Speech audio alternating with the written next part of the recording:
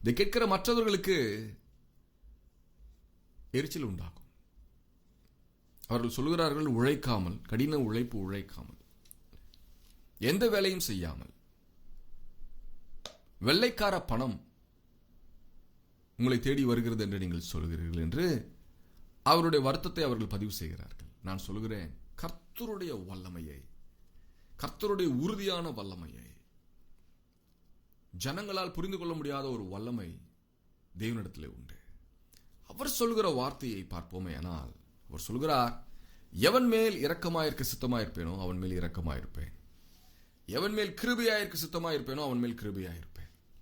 இந்த ஒரு வார்த்தையே ஜனங்களை தடுமாற பண்ணுகிறது.